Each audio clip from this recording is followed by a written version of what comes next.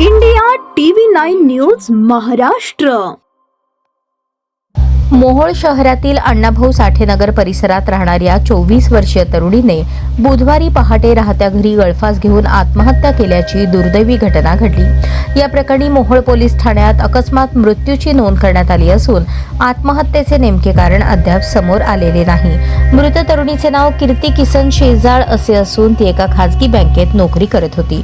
बुधवारी पहाटे तिचे आई वडील घरातील दुसऱ्या खोलीचा दरवाजा ठोठावत होते, मात्र बराच वेळ दरवाजा वाजूनही आतून कोणताही प्रतिसाद मिळाला नाही। त्यानंतर तिचे बंधू बिरुदेव शेजाळ घटनास्थळी आले। कुटुंबियांनी खिडकीची काच फोडून आत पाहिले असता कीर्ती ही लोखंडी पंख्याला साडीच्या साहाय्याने गळफास घेतलेल्या अवस्थेत दिसून आली।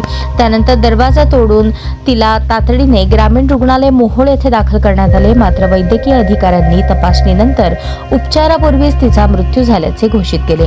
घटनेची माहिती बिरुदेव महादेव शेजाळ यांनी मोहोळ पोलिसांना दिली। सहाय्यक पोलीस निरीक्षक धुमाळ या प्रकरणाचा तपास करत असून या प्रकरणाचा पुढील तपास सुरू आहे।